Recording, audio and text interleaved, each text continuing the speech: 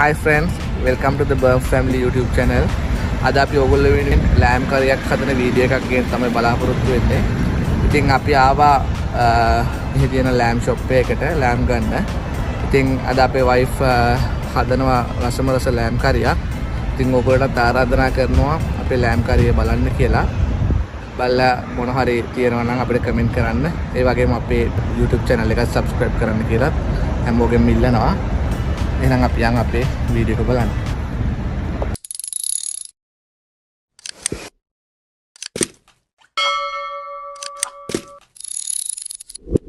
මේ ඔයගොල්ලෝට පේන්නේ ටස්මන් meet shop එක. මේකෙන් තමයි මම ලෑම් කරි එක හදන්න ලෑම් ගත්තේ.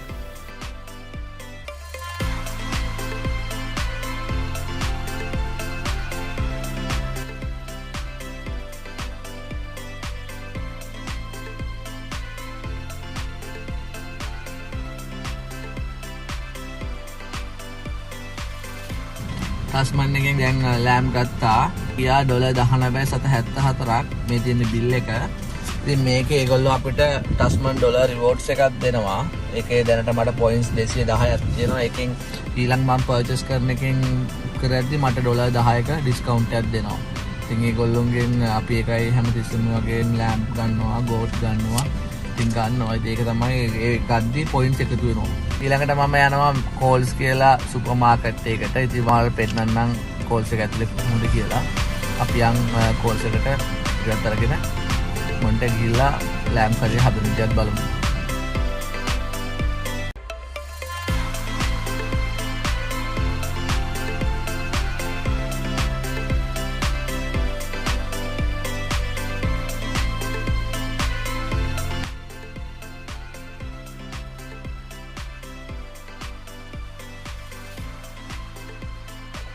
මම දැන් ගෙදර ආවා කෝල්ස් එකෙන් බඩුත් අරගෙන.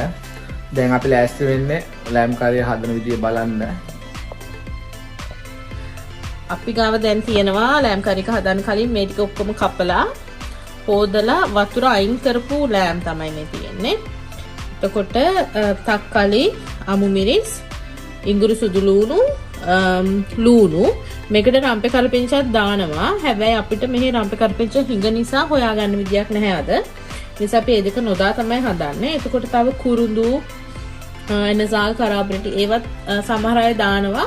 මම දාන්නේ නැහැ. මොකද මට අපිට ඒක හැප්පුණාම රස වෙනස් නිසා. එහෙනම් අපි ඉස්සෙල්ලා මේ ටික ප්‍රෙප් කරගමු හදන්න. ඊට පස්සේ අපි පෙන්නන්නම් ඉතුරු ටික.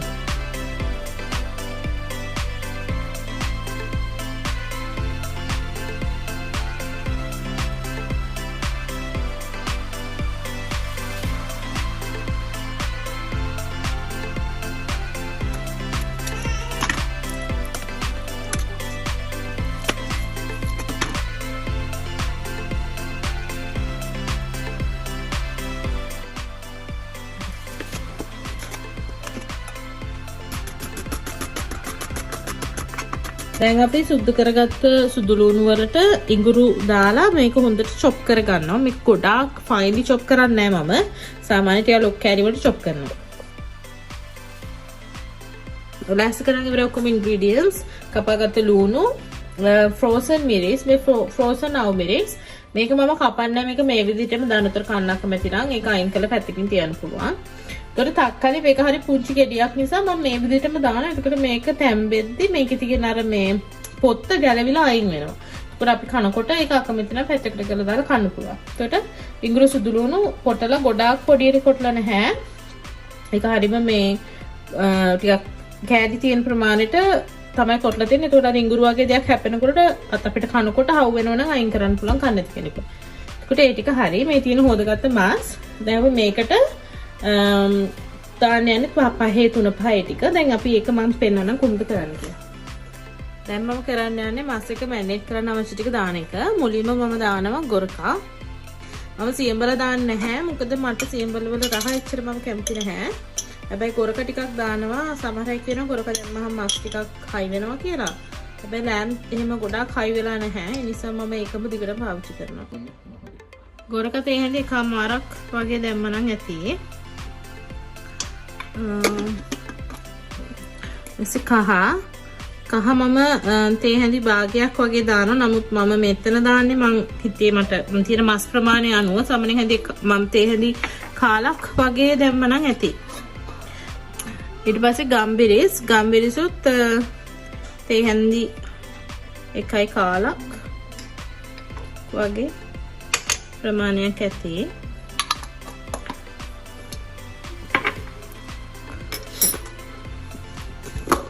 ඊට පස්සේ ලුණු නම් ඔයගොල්ලන්ගේ ටේස්ට් එකට හරියන්න දාගන්න. මම මේ තියෙන මස් ප්‍රමාණයට අපි කන ලුණු විදියට මම ටිකක් දැම්මා. ඊට පස්සේ අපි මේ ටික ඔක්කොම දැම්මට පස්සේ අපි අර කලින් තලාගත්ත ඉඟුරු සුදු ලුණු ටික තියෙන. ඒකෙන් ඔක්කොම මේ තලාගත්ත ටික ඔක්කොම මේකට එහෙම දානවා.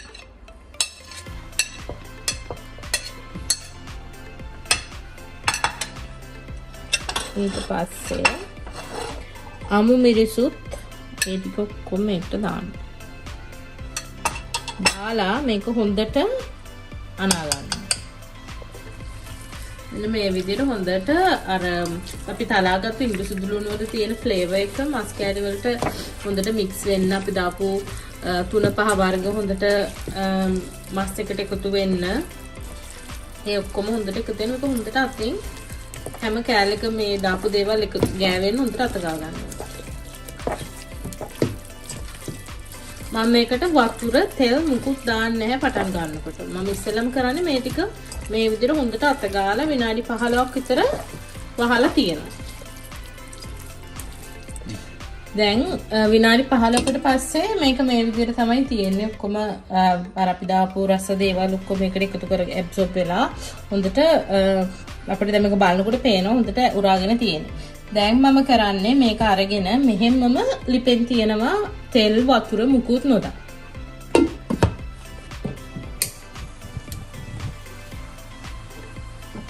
දැන් මම මේක මෙහෙම්මම තියනවා විනාඩි 20ක් 15ක් හොඳට මේක තැම් වෙන්න. මේක තැම් වෙනකොට මස් වල තියෙන වතුර ගතිය එළියට එනවා.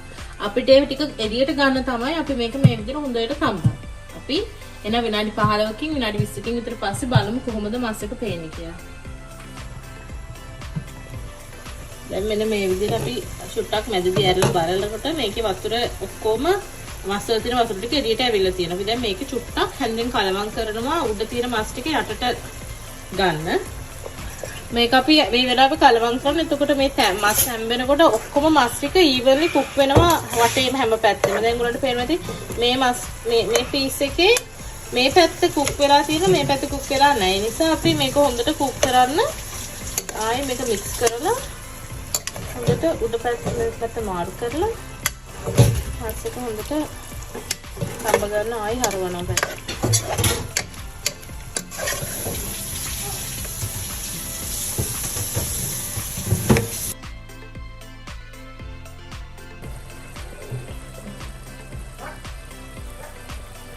දැන් මේකට හොඳට වතුර උනලා තියෙන්නේ. ඒ නිසා අපි දැන් මේ වතුර ටික මෙහෙම්මම හින්දන්න ඕනේ. මේකේ වතුර ඔක්කොම අයින් වෙනකන්. ඒ කියන්නේ මේක වාෂ් වෙලා යනකන් අපි මේක හොඳට ආයි තම්බන්න ඕනේ. මේ වතුර ටික ඔක්කොම හිඳෙනකන්. අපි බලමු හිඳනට පස්සේ කොහොමද කියලා. හැබැයි මේක හිඳෙන්න අපි මේ ලිඩ් එක අයින් කරලා පියන ඇරලා තමයි හයි ෆ්ලේම් එකේ තියන්නේ. දැන් වතුර ටික හිඳෙන්න. දැන් මේ විනාඩි 5කට විතර පස්සේ දැන් ගොඩාක් වතුර හිඳිලා තියෙනවා මස් එකේ. මේක හොඳටම හිඳෙන්න ඕනේ. දැන් වතුර පොඩි ප්‍රමාණයක් මෙහෙම තියෙදි මම ඒකට තක්කාලි ගෙඩි ටික මේ විදිහට එකතු කරනවා. එකතු කරලා ඒක ඔම්මම මම තියනවා වතුර හිඳනවා. මොකද තක්කාලි සුට්ටක් එතකොට අර මස් එකේ තෙල් උනනවා දැන් මේක හිඳෙනකොට. ඒකට ඒ තෙලේ සුට්ටක් මස් එක තැම්බුනහම තක්කාලික තැම්බුනහම රසයි. ඒ නිසා මම තක්කාලික දැන් මේ වෙලාවේ මෙතට දානවා. දැන් මම මේ වෙලාවේ හස්බන්ඩ්ට ඇහුවා මේ පොඩක් නෙමු බානි කියලා. මොකද දැන් මේක හොඳට තැම්බිලා තියෙන ස්ටූ එකක් වගේ. අපි අර චිකන් ස්ටූ හදන්නේ. එතකොට දැන් ඕගොල්ලෝ කරියකට කන්න කැමති නැත්නම් මේ වෙලාවේ මේකට දාගන්න පුළුවන් බටර් චුට්ටක් එක්ක ලුණු ටික. දාලා මේක තෙම් හොඳට කලවම් කරලා චුට්ටක් ලුණු ටික තැම්බුණාට පස්සේ මේක ඕගොල්ලන්ට කන්න පුළුවන් ස්ටූ එකක් විදියට. දැන් අපි හදන්නේ අර කරිය එකක්නේ. එතකොට දැන් මේකේ අපි දැන් මේ වෙලාවේ ලුණු ලැඹු ටිකක් චෙක් කරලා බලනවා රසද කියලා. එතන හස්බන්ඩ් ලුණු ලැඹු ටික චෙක් කරන්න යනවා.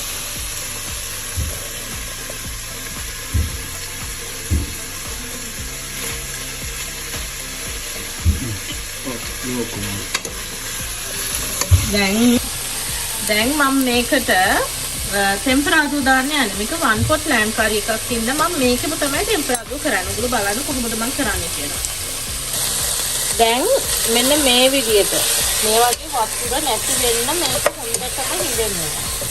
මේක හොත්තටම හිඳිලා මස් එක මේ විදියට වතුර නැතිව පිටගතිය නැතිව තියෙනකොට අපි කරන්නේ මේකේ මෙන්න මේ කොටසට තෙල් පොඩ්ඩක් දානවා. ඕගොල්ලෝ කැමති ප්‍රමාණය දාගන්න තෙල්. මොකද මස් එකේ තෙල් මස් වල තෙල් තියෙන නිසා ඉතින් තෙල් පොඩි ප්‍රමාණයක් මේ වගේ දාලා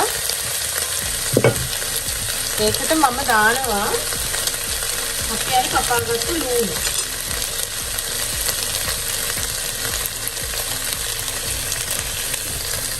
ලුණු පොඩ්ඩක්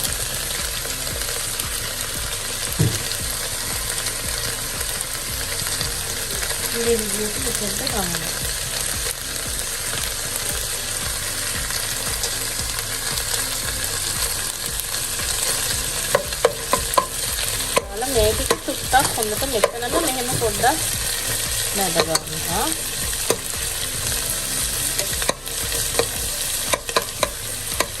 දැන් මේ ටික මෙතන බැදෙනකොට මේ පැත්තේ තියෙන මස් ටිකත් යට මස් වල තෙලෙන්න බැදෙනවා. ඒකට ඔක්කොම හොඳට නිකන් අර බැදිලා රෝස් වෙලා වගේ එනවා මස්. මේක හැබැයි කරන වෙලාවට පොඩ්ඩක් ගින්දර අඩු කරගන්න ඕන. නැත්නම් සමහර වෙලාවට මස් ටිකක් රාඩියල් වෙනවා කියන අපේ මැටියක් ටික ගොඩක් ලංකාවේ යන්නේ. ඒකට අඩි අල්ලන්න බලනවා. එහෙත් ගොඩක් ලංකාවේ අය මේ කියන්නේ ලංකාවේ මැටි වලන් වලින් යන්නේ. මට නම් නැහැ ඒවා. දැන් මේ ගානට පොඩ්ඩක් golden brown එකක් වගේ වෙනකොට මම කරන්නේ මේක මෙහෙම සයිඩ් එකට ගන්නවා. අරගෙන මම දානවා ටිකට වෙන්න නිසා. මම දැන් මේ තෙල් ටික මෙහෙම එළියට එනවනේ දැන්. එතකොට මම ඒකට දානවා මිරිස් ටික. මේ curry එක තමයි දැන් මෙතන ඉඳලා curry එක. නැත්නම් මේක මේ විදිහටම ඔයගලන්ට පාවිච්චි කරන්න පුළුවන් ස්ටූ එකක් විදියට. මේකෙන් දානවා මිරිස් ටික. මම තියෙන්නේ සමහරක් වගේ දානවා. ඔයගොල්ලෝ ඊට වැඩි සැර කනවා නම් ඔයගොල්ලෝ කැමති රස අනුව ඒක දාගන්න පුළුවන්. මේ පොඩ්ඩක් ස්ප්‍රෙඩ් කරනවා. පොඩ්ඩක් බැදෙන්න. පස්සේ මම මෙතන ආපහු දානවා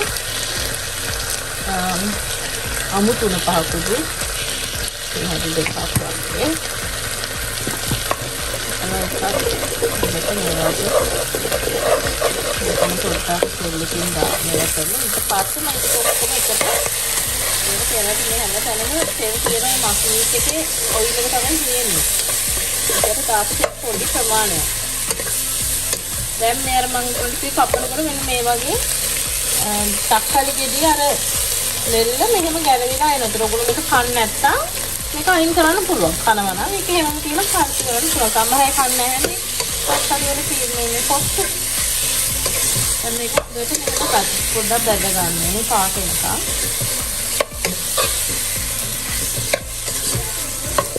දැන් මේ ටික මෙහෙම බැදෙනකොට අපි මේකට දානවා මස් කරි 3-5. එකකින් අපි කරන්නේ කාටයි රසයයි දෙකම ගන්න.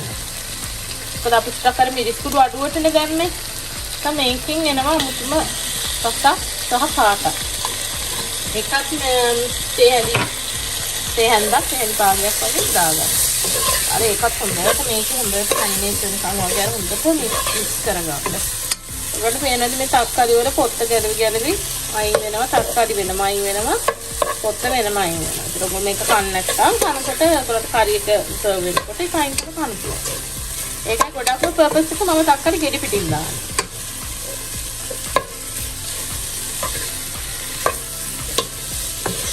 දැන් අපි කරන්නේ අපි දැන් මේක පටන් ගන්න ඉස්සෙල්ලා වතුර පොඩ්ඩක්වත් දාලා නැහැනේ. දැන් අපි curry එකක් නේ. ඒතර curry වල අනිවාර්යෙන් අපිට gravy එක ඕනේ. ඒතර gravy එක හදාගන්න මම උණු වතුර දානවා. උණු වතුර මස් එකේ ප්‍රමාණයට වැඩි දාන්නේ නැහැ. ඒ ප්‍රමාණයට වගේ වෙන්න තමයි මේක ටිකක් වගේ වෙන්න. මේ වගේ ප්‍රමාණයට වෙන්න දාලා මේක හොඳට ආපහු අපි හින්දනවා. මේකට හොඳට අර මේක අපි හදපු ඒ ෆ්ලේවර් එක මස් එකට අල්ල ගන්නකම් හොඳට මේක අපි හින්දනවා. ඉන්දුවට පස්සේ අපිට මේක කැම්ප් ගන්න පුළුවන්.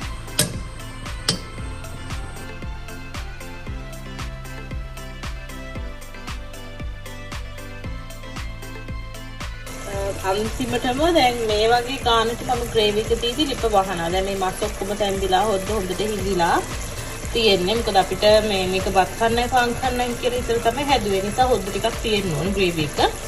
නිසා මම දැන් මේ වෙලාවේ ලිප වහලා අපි බලමු කොහොමද මේකේ රස කියලා. දැන් අපි මේක හදලා ඉවරයි කරි එක. දැන් මෙන්න මේ වගේ හොඳ thick gravy එකක් තමයි එන්නේ. හදලා ඉවරුනහම දැන් මම මේක සර්ව් කරන්න තමයි යන්නේ හස්බන්ඩ්ට කන්න දැට.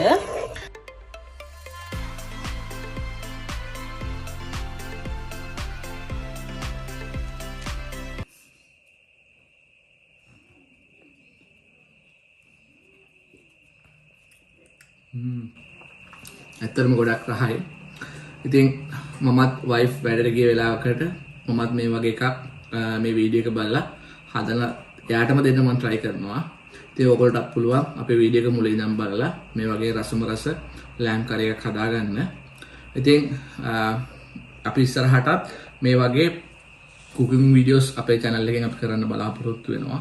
ඉතින් අපිත් එක්ක ඔයගොල්ලෝ එකතු වෙලා ඉන්න අපේ channel එක subscribe කරන්න, like කරන්න, share කරන්න, මොන හරි comments තියෙනවා නම් අපිට දාන්න. එතකොට අපිට පුළුවන් ඒවට ඔයගොල්ලෝට කතා කරලා අඩුපාඩු මොන හරි තියෙනවා නම් හදාගන්න.